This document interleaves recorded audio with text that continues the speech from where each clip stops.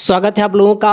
और आज हम मिलाने जा रहे हैं हमारे पुराने स्टूडेंट छत्रपाल यादव, जो कि बरेली में पोस्टेड हैं। तो इनसे बात करेंगे और ये मिलने आए हुए थे, तो हमने सोचा आप लोगों को भी मिला दें। तो पहले आदर्श से बात करते हैं, उसके बाद फिर छत्रपाल यादव से बात करते हैं। Thank you Sanjay sir. तो कैसे हैं सभी लोग? उम्मीद है आप लोग अच्छे होंगे।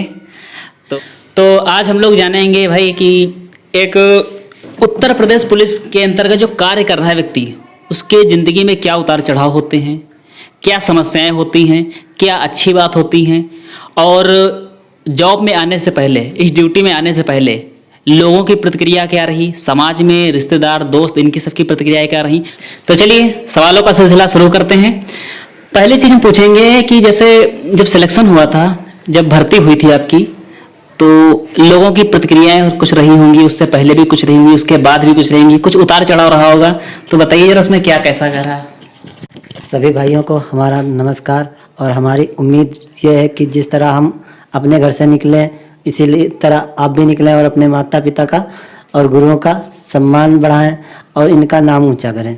इसके पहले नाम तो हमारा ऊंचा हो रहा है, मगर खुश वही होता है जो आपको चाहता है, जैसे माता पिता हैं और गुरु हैं। बाकी ना तो कोई खुश होता है। ये तो कहावत है कि हमारे पड़ोसी खुश हैं, हमारे मामा खुश हैं, हमारे भाई बहन खुश हैं, उनमें भी दोष आ जाता है। अभी नहीं तो कुछ समय में, भविष्य में आने सबको देखने को मिलेगा। तो हम बता रहे हैं कि हम अपने बीती बता रहे हैं कि हमारे चाचा जो कभी हमारे रिलेशन में हमारी दीदी के यहाँ, मामा के यहाँ जाते थे, तो बोलते थे अगर हमारे पास या हमारे यानी कि जो होता है कि परिवार में एक दूसरे का बंटवारा हो जाता है, तो उस हिसाब से तब हम लोग एक में थे, तो बोले कि हम इनका सिलेक्शन करवा देंगे। ये इधर उधर की बात। फिर जब हमारा आपस में नहीं बना, तो हम लोगों ने अपना अपना मकान बांट लिया, खेत पात था उसे बांट लिया। तो ऐसा चाचा ने तब हमारी बुराई हर तरीके से करना शुरू कर दिए। तो रिलेशन में अगर जाते तो कहते अगर हमारे साथ रहते तो इनका सिलेक्शन करवा देते, हमारे साथ में रहते हम इनकी पूरी मदद करते। अब हम इनकी मदद नहीं करेंगे। फिर अपने हाथ खींच लिए, अपने हाथ खींच लिए। जी जी। हाँ। तो वो अपनी तरफ देखते रहे और कहते रहे अब इनका कुछ नहीं होने वाला। मगर हमारे गुरुओं का हम पे और हमारे माता पिता का जो आशीर्वाद रहा, जिससे हम आज यहाँ तक पहुँचे हैं। तो भाइयों, हम आपसे यही उम्मीद करते हैं, ना तो अपने माता पिता को ना अपने गुरुओं को भूलें, ताकि आगे चलकर कोई दिक्कत नहीं होगी और कोई समाज में ये नहीं कहेगा कि तुम कहाँ पे हो। अच्छा छत्रपाल जी, ये जानना चाहेंगे कि ड्यूटी के दौरान आपको क्या अनुभव मिला, तो इसके बारे में कुछ बताइए। श्रीमान जी, अनुभव की बात रही तो हम अभी 2 साल हो रहे हैं हमारे जॉब करते हुए। तो हम ये एक अनुभव किए हैं कि अगर समाज में हम समाज की सेवा भी कर रहे हैं, तो आदमी हमें कुछ तो सकारात्मक नज़रों से देखता है, कुछ नकारात्मक नज़रों से देखता है, कुछ तो हमें अपनी वैल्यूशन दिखाता है, कुछ तो हमारी वैल्यूशन समझता है। यानी कहने का मतलब यही है कि जो यानी आदमी ऊंचे दर्जे से, जैसे मंत्री विधायक या इनके सबके हैं, या तो चमचे हैं या तो खुद हैं, तो यानी इस विभाग को यानी फोर्स को कुछ नहीं समझते हैं। तो वो अपना जबजबा दिखाने के लिए आदमी को सही से ना तो ड्यूटी करने देते हैं, ना कुछ करने देते हैं, अपना दबाव बनाए रखते हैं ताकि हमारा बोलबाला बना रहे। तो इसमें ये समस्या आती रहती है कि हम उनको भी देखते हैं, अपने को भी देखते हैं और समाज को भी देखते हैं। अगर हम एक दूसरे के साथ दुभात या यानी द्वेष व्यवहार करें कि हाँ ये वैसा आदमी, हम विधायक को लेकर चलें या हम गरीब को ठुकराते रहें, तो आगे चल के कभी भी समस्या खड़ी हो सकती है। तब हमारे साथ ना तो कोई मंत्री विधायक होगा, तब हमारे यही भाई होंगे, यही गरीब भाई हमारा उठाते हैं। अगर हम कहीं बाइक से जाते हों तो हमारा एक्सीडेंट हो जाए, तो सबसे पहले हमारा गरीब भाई हमें उठाते हैं और हमें अस्पताल तक पहुंचाते हैं, हमारी यानी पूरी मदद करते हैं। तो हम ये सोचते हैं कि हमारे लिए जैसे कि बड़ा आदमी, जैसे छोटा आदमी, हम सबको अपनी नज़रों से हमेशा समान देखते हैं। ये नहीं कि हम किसी को उच्च और नीच का भेदभाव करें। सही बात है। वैसे छत्रपाल ने एक बहुत अच्छी बात कही, जो मैंने कभी कही थी, कि अगर आपको सफलता मिल जाती है तो वो ज़िंदगी में आपके 3 लोग होते हैं जो खुश होते हैं। पहला होता है कि माता पिता, दूसरे गुरु, और तीसरा आपकी ज़िंदगी में जो आपका शुभ चिंतक है, हितैषी है। मतलब एक होते हितैषी और एक होते हित की ऐसी तैसी करने वाले, है ना। तो वो 3 व्यक्ति आपकी ज़िंदगी में सिर्फ आपका भला चाहेंगे, बाकी चाहे भाई हो या बहन हो, कोई भी हो, मतलब यहाँ तक ऐसे ऐसे लोग भी होते हैं जिनसे हम उम्मीद भी नहीं कर सकते हैं, उनके अंदर भी ईर्ष्या भाव आ जाता है। तो ये एक ड्यूटी का एक अलग अनुभव होता है। ड्यूटी में हम लोग जब पहुँच जाते हैं या जॉब में जाते हैं, तब उस चीज़ों को हमें समझ में आता है कि हाँ, यहाँ पर सेवा करने का मौका मिला है। सिखाया जाता है कि हम सेवा करने के लिए हमको ये चांस मिला है, ना कि किसी चीज़ का मिसयूज करने के लिए।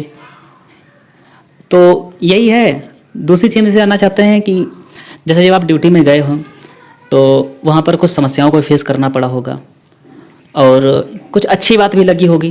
तो एक लाइन मुझे ज़रा बताइए कि वहाँ पर सबसे अच्छी बात क्या रही उस ड्यूटी के दौरान, या समस्याएं जो आपने महसूस की वहाँ पर वो क्या रही? क्योंकि लोग जानेंगे, क्योंकि लोगों के अंदर एक रहती है ना फीलिंग्स कि सर ने जब वर्दी पहनी होगी तब उनको कैसा लगा होगा, और सर जब जाते होंगे कहीं, जब लोग आपको सर बोलते हैं ना तो एक अजीब फीलिंग आती है फर्स्ट टाइम की। साहब बोलता है, कोई आपसे डरने लगता है, लेकिन हम तो सोचते हैं कि हमसे कोई डरे ना, हमारा सम्मान करे।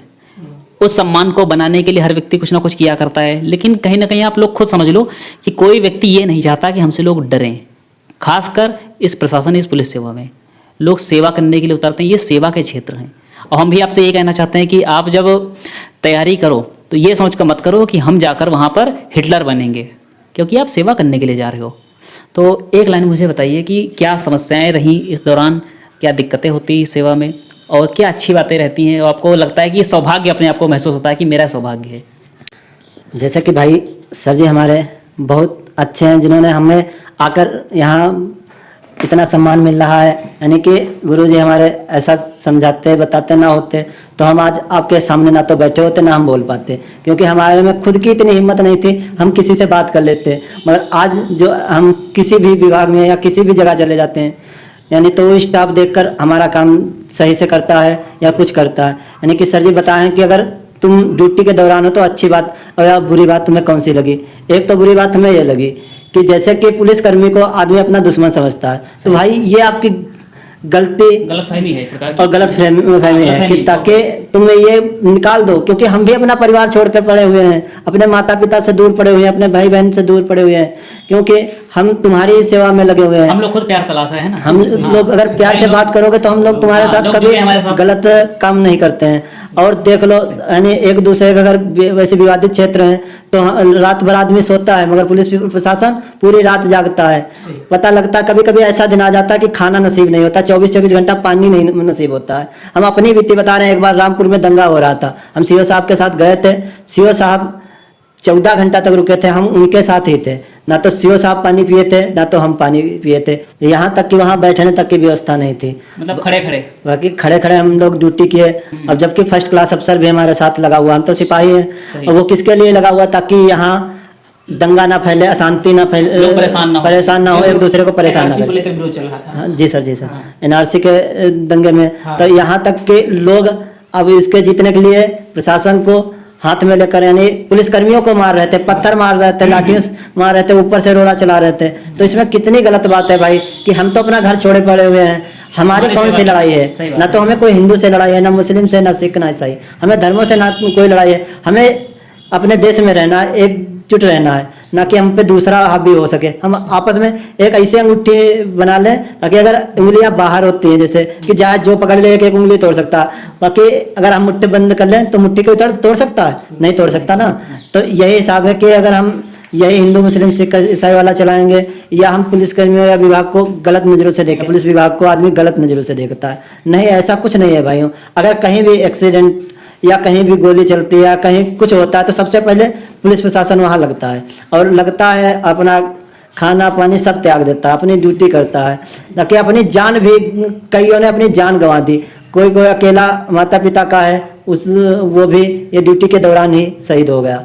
ऐसा ना करें भाई कि हम आपकी सेवा में लगे हुए हैं, तो हम सेवा ऐसे करना चाह रहे हैं ताकि ना तो हम आपको खटके, ना आप हमें खटके। तो वैसे अगर देखा जाए तो बहुत बड़ी बातें बताई, बहुत को समझाया। देखिए, धर्म, लोग, समुदाय, ये तो सब यहाँ आकर बने। ऊपर से तो सिर्फ इंसान ही आया, प्रकृति ने तो सिर्फ इंसान बनाया, और हम लोग धर्मों को लेकर, समुदाय को लेकर आपस में झगड़ते हैं, और इसके जिम्मेदार कुछ चंद लोग होते हैं भड़काने वाले। और इसका समस्याएं इसकी जो होती है, इसका रिएक्शन किसको झेलना पड़ता है? पुलिस प्रशासन, सेवा क्षेत्र में करने वाले अधिकारी कर्मचारी, इनको सबको झेलना पड़ता है। क्योंकि आप लोग कभी ऐसा ना करें, चीज़ों को लेकर, छोटी छोटी चीज़ों को लेकर, छोटी छोटी संकुचित विचारधाराओं को लेकर के ऐसा कुछ करना पड़े। अब ये संकुचित विचारधाराएं आती कहाँ से हैं? तो देखो, ये लैक ऑफ एजुकेशन, मतलब एजुकेशन, शिक्षा की जहाँ पर कमी होगी वहाँ से ये समस्याएं स्टार्ट होती हैं। जैसे लोग कहते हैं ना कि पढ़ाई करने से कुछ नहीं होता है। मैं ये कहता हूँ, पढ़ाई करने दिमाग में जो आपके गोबर होता है ना, गंदगी होती है, जो कचरा होता है, ये निकलता है ना। क्योंकि कई सारे एक्सपीरियंस हुए हम लोगों के साथ में, तो उनसे आप शेयर करते हैं कि एजुकेशन उनके पास नहीं थी, शिक्षा नहीं थी, इसलिए उन्होंने कैसा कैसा किया। तो मैं आपको एक किस्सा बताता हूँ कि एक लोगों ने हमसे कहा, मैं किसी पर्टिकुलर व्यक्ति का नाम नहीं लूँगा, तो एक लोगों ने कहा कि सर ये बताओ इंडिया गेट कहाँ है? तो हमने कहा दिल्ली में है। तो उन्होंने कहा अच्छा, इसका मतलब गेट के इधर इंडिया है और उधर होगा दूसरा देश। तो ऐसे ऐसे होता है। क्या संजय सर, आपके साथ कोई ऐसे किस्से घटे हैं? हाँ ज़रूर, तो बताते हैं। इसके पहले देखिए, आप लोगों को छत्रपाल के द्वारा बहुत अच्छी जानकारी मिली, और इसके पहले जो हमारा वीडियो आया था उसमें हम आप लोगों को शिक्षा का महत्व बताया था, और यहाँ पर भी शिक्षा का महत्व बताएंगे कि शिक्षा हमारे लिए क्यों ज़रूरी है। तो पहली बात तो देखिए, हमारे जो दिमाग में कुछ गलत फहमी होती है, गलत सोच होते हैं, वो शिक्षा ग्रहण करने के बाद उनसे आपका फाइट होता है, कंपटीशन होता है, तो वो चीज़ें ऑटोमेटिक निकल जाती हैं। जैसे आपसे कोई कहता है कि भाई यहाँ पर कहीं पर जाओ, मान लो कोई बोलता है वहाँ पर भूत है, तो आप सोचोगे कि यार भूत होता है कि नहीं होता है, जाएं कि ना जाएं, तर्क करने की क्षमता तो आती है। तर्क कुतर्क करने की क्षमता आप में खुद बन जाती है। और यदि आपका माइंड विकसित नहीं है तो फिर क्या करोगे, जो दूसरा अगला व्यक्ति आपसे कहेगा तो उसकी पूरी पूरी बातें जो हैं आप पर हावी हो जाएंगी और आप उसकी बातों को मानोगे, ठीक। लेकिन अगर आप शिक्षित हैं तो आपका माइंड खुद इतना सोच सकता है कि हाँ, वो अगर सामने वाला व्यक्ति है वो सही बोल रहा है या गलत बोल रहा है, तो ये क्षमता आप में खुद हो जाएगी। और आप लोगों ने देखा होगा, छोटे छोटे क्वेश्चन होते हैं जिससे गांव में पूछे जाते हैं, तो कुछ अशिक्षित लोग होते हैं तो कैसे ऐसे क्वेश्चन अजीब करते हैं जो आप लोग अगर सुनो तो आप लोगों को अजीब फील होगा। जैसे हमसे भी एक लोग पूछ रहे थे कि जो तारा है, तो ये तारा इतनी दूर दिखता है, तो हमने कहा हाँ भाई दिखता है। तो उन्होंने कहा अगर ये तारा गिर जाए हमारे ऊपर तो क्या होगा? तो हमने कहा गिरेगा नहीं, ये सूर्य की तरह खुद एक सूर्य है देखा जाए। तो उन्होंने कहा गिरेगा नहीं, तो कहाँ पे रुका हुआ है, कहाँ पे चिपका हुआ है, कौन इसको रोका है? तो अब ये देखो, ऐसे क्वेश्चन कर रहे हो। अगर आप जियोग्राफी से नॉलेज रखते हो, जियोग्राफी का आपको अगर नॉलेज है, तो क्या ऐसे क्वेश्चन करोगे? बिल्कुल नहीं करोगे। दूसरी बात देखिए, दूसरी बात अगर हम बात करें कि इसके अलावा और हमारे साथ समस्याएं, उसको मैं आपको बता रहा हूं। तो एक लोग हमसे पूछने लगे कि जो समुद्र है वो समुद्र के बाद क्या है? तो हमने कहा समुद्र के आगे अमेरिका मिलेगा और बाद जाओगे तो कोई और देश मिलेगा। तो उन्होंने कहा अच्छा पाताल लोक कहाँ पर है? तो हमने कहा पाताल लोक क्या, जाओगे पृथ्वी जब घूम रहे हो तो आपको पाताल लोक से मतलब क्या है, ठीक है। तो ऐसी ऐसी धारणाएं मिलेगी। और सबसे अच्छी बात तो आप लोगों ने सोचा होगा बचपन में कि आप जानते हो कि जो पृथ्वी है, ठीक, अब पृथ्वी, लोग कहते थे कि पृथ्वी को शेषनाग जी रोके हुए हैं, और वो किस पर रोके हुए हैं? फन पर रोके हुए हैं। तो ये आप सुना होगा बचपन में। लेकिन रियल में अगर आप शिक्षा क्षेत्र में आते हो तो आपको पता चल जाता है कि जो रियल में पृथ्वी है उसकी क्या कंडीशन है, तो आपको बताया जाता है। नहीं तो फिर जो फैमिली के द्वारा दिया गया आपको संदेश है, मैसेज है, तो वही आपके माइंड में रहेगा और फिर वही बताओगे कि हाँ पृथ्वी शेषनाग पर रुकी हुई है, तो ऐसा बताओगे। तो और आदर्श से पूछते हैं कि आपके जीवन में और क्या हुआ, तो एक आज सवाल देखते हैं इनसे। मुझे संजय सर ने काफ़ी इंटरेस्टिंग चीज़ बताई, काफ़ी ऐसे एक्सपीरियंस होने लगते हैं सबके साथ में। तो वैसे आपको बताएं कि लोगों के अंदर कहीं ना कहीं ये कुप्रथा, कुतर्क और ये नैरो माइंडेड सोच आने लगती है। उनके पास उनका कुछ जवाब नहीं होता। ऐसी प्रथाएं होती हैं, ऐसी चीज़ें होती हैं जिनका उनके पास जवाब नहीं होता है। भले ही वो साइंटिफिक रूप से सही हों, लेकिन उनके पास एजुकेशन नहीं, शिक्षा नहीं, तो उनका जवाब नहीं था। जैसे आपने बचपन में सुना होगा कि दक्षिण की तरफ पैर करके न सो, दक्षिण की तरफ पैर करके न सो। अब उनसे पूछो क्यों ना सोए, तो ये नहीं पता है, ये नहीं पता। फिलहाल सही है, दक्षिण की तरफ पैर करके नहीं सोना चाहिए। कारण ये होता है कि वहाँ पर मैग्नेटिज्म क्षेत्र होता है, क्योंकि आप सुई जब देखते हो, कंपास देखते हो, तो हमेशा वो उत्तर दक्षिण में रुकती है। तो ये होता है एक एनर्जी रिलीज। जब आप दक्षिण की तरफ पैर करके सोते हो तो आपकी ऊर्जा जो होती है बॉडी की, वो निकला करती है, वो जाया करती है, वो खिंचा करती है उस डायरेक्शन में। तो ये आप जब चीज़ों को पढ़ते हो, एजुकेशन लेते हो, समझते हो, तो ये कहीं ना कहीं इसकी कमी से होता है। तो चलिए अब हम अपनी बातों का सिलसिला यहीं रखते हैं। बस आप लोगों के लिए एक मैसेज ये है, एक क्या मैं आपको कुछ मैसेज देना चाहूँगा इस वीडियो के माध्यम से। पहला तो ये है कि आप एजुकेशन को ही अपना रास्ता बनाओ, क्योंकि आप अगर पढ़ करके सक्सेस हो जाते हो तो आपकी आने वाली पीढ़ियाँ सुधर जाएंगी। दूसरी चीज़, जैसे सत्यपाल भैया ने बताया कि प्रशासन के साथ क्या समस्याएं होती हैं पुलिस फोर्स में आने के बाद, क्योंकि ये लोग भी जहाँ जाते हैं, जैसे घर से दूर जाते हैं, हम लोग भी फ़ोन करते हैं भैया कैसे हो, खाना वाना खाया नहीं खाया, तो कहते हैं सर अभी ड्यूटी पर है, अभी खाना नहीं खा पाए। तो क्या क्या समस्याएं होती हैं, लोग सोचते हैं कि पुलिस वाले हैं, ऐसा है वैसे हैं, कि इनको परेशान किया जाए, ये दुष्ट होते हैं। ऐसा कुछ नहीं, ये भी हम लोगों के बीच से जाते हैं, जो आपके आसपास हैं वो भी, उनको सम्मान की नज़र से देखो, क्योंकि हर व्यक्ति सम्मान का भूखा है, प्यार का भूखा है। तो बस आज की बातचीत यहीं तक रखते हैं। अगर वीडियो आपको अच्छी लगी हो, हम लोगों की बातचीत अच्छी लगी तो वीडियो को लाइक कर दीजिए, चैनल को सब्सक्राइब कर दीजिए और शेयर कर दीजिए अपने दोस्तों में, और पढ़ते रहिए, सफल होते रहिए। तब तक के लिए बेस्ट ऑफ लक।